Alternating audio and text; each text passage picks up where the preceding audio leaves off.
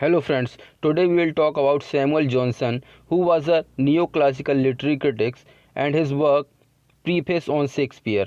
उससे पहले Samuel Johnson के बारे में बात कर लेते हैं.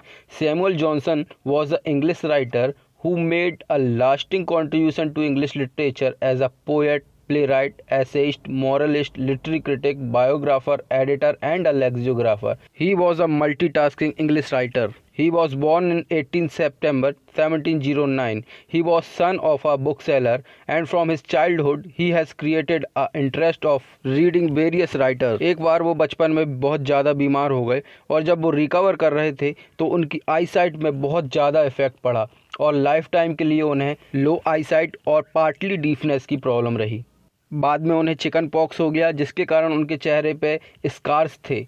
But he has won the heart of people not why his look but why his talent. जब सैमुअल जॉनसन लिख रहे थे उस समय ट्रांसफॉर्मेशन चल रहा था नियो क्लासिकल एज से रोमांटिक एज का, रीज़न से इमेजिनेशन का. But he remain on the side of reason. उन्होंने बहुत सारी पोएम्स और प्रोज लिखा, लेकिन आज हम बात करेंगे उनके क्रिटिकल वर्क्स के बारे में. तो उन्होंने बहुत सारे क्रिटिकल वर्क्स लिखे, जैसे prefaces. He use to write criticism on prefaces, जैसे ड्राइडन करते थे. He also use to write criticism on prefaces. Then he have written lives of poet, a critical work in which he have talked about 52 English poets and he was the pioneer of biographical criticism. In this work, he has talked about 52 English poets, in which John Dryden, Alexander Pope, Abraham Cowley are the important ones. Then he published criticism on his own magazine named Rambler, and the most important critical work, Preface to Shakespeare. उनके literary career में turn जब आया जब उन्होंने 1745 में अ pamphlet of Macbeth लिखी. इसके लिए उन्हें वारबर्टन प्राइज़ मिला और ये प्राइज़ उन्हें तब मिला जब उन्हें इसकी सबसे ज़्यादा ज़रूरत थी. From year 1747 he has started his dream project that was dictionary of English language. He was the first writer who have written Dictionary of English Language. उन्होंने सोचा था कि सिर्फ 3 साल लगेंगे, लेकिन it took 8 years to complete English dictionary, and in year 1755 a first English dictionary came into being. Johnson को 1575 pounds मिले इस डिक्शनरी के लिए और इसने उनकी फाइनेंशियल कंडीशन बहुत अच्छी कर दी.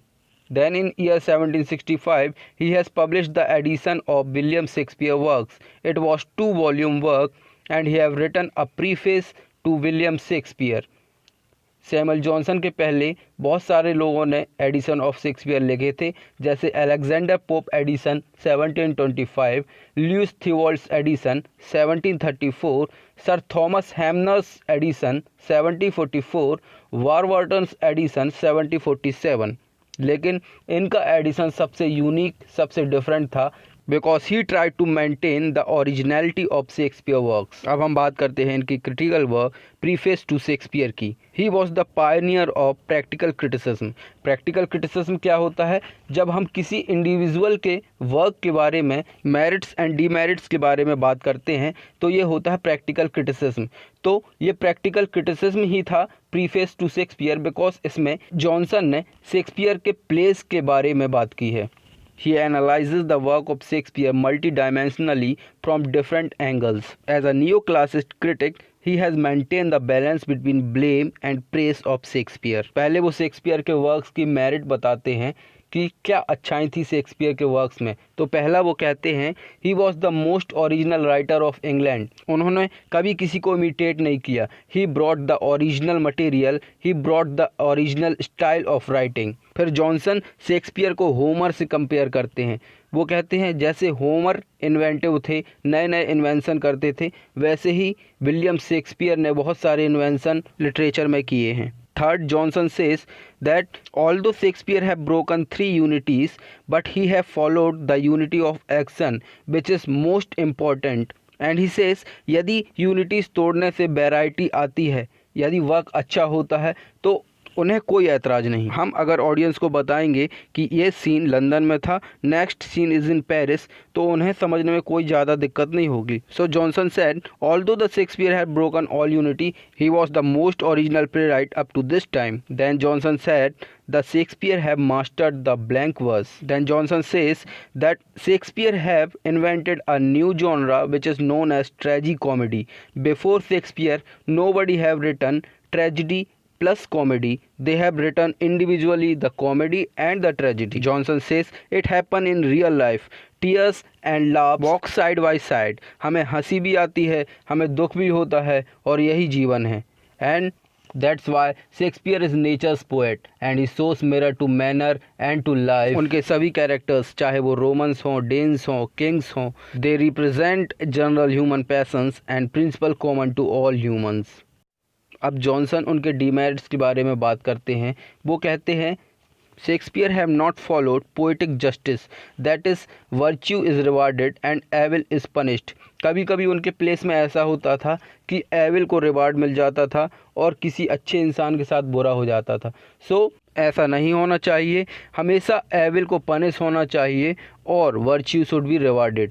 Then Johnson said that Shakespeare have not followed the chronology. इसका वो एक एग्जाम्पल देते हैं. वो कहते हैं ट्रॉयलस एंड क्रेसिडिया में हेक्टर एरिस्टोटल को कोट करता है, लेकिन Hector was a character of Trojan war और उस समय तो एरिस्टोटल का जन्म भी नहीं हुआ था, तो इट वॉज अ एरर. तो जॉनसन कहते हैं शेक्सपियर ने कई जगह ऐसी गलतियां छोटी छोटी की हैं. जॉनसन कहते हैं शेक्सपियर के बहुत सारे प्लॉट्स ऐसे भी हैं जो लूजली बाउंडेड हैं, और प्लॉट जान होती है एक ड्रामा की. So if a plot is loosely bounded then it is a fault. फिर जॉनसन ने शेक्सपियर को दोषी ठहराया है ओवर यूसेज ऑफ वर्ड्स का, अननेसेसरी रिपीटिशन का, और कभी कभी ऐसे वर्ड यूज़ किए जाते थे जो उस ओकेशन या सिचुएशन से मैच नहीं खाते. He also used puns, conceit and hyperbole. What are puns? Puns are double meaning sentences. To be or not to be in Hamlet is one of the example. These sentences create confusion among the audience. Conceits and hyperboles are the comparison. When we compare two different things, like a face of woman is compared to moon, this is known as hyperbole or conceit. The use of hyperbole, conceit and puns should be avoided according to Johnson. भले ही Samuel Johnson ने demerits बताई हों William Shakespeare की, लेकिन बचपन से ही was a fan of William Shakespeare. He used to read all his drama, all his poems. He admires work of Shakespeare throughout his life. उन्होंने 80,000 कोटेशन ली हैं विलियम शेक्सपियर के प्लेस में अपनी डिक्शनरी के लिए. Preface of Shakespeare is one of the best work of neoclassical literary criticism. Samuel Johnson died on 13 December 1784 and he was buried in Westminster Abbey. After his death, he got a high recognition and he was claimed to be the truly great critic of English literature. That's all for this video. Hope you like the explanation. I am Abhishek Patel. Stay connected to Mind Map Literature. Thank you.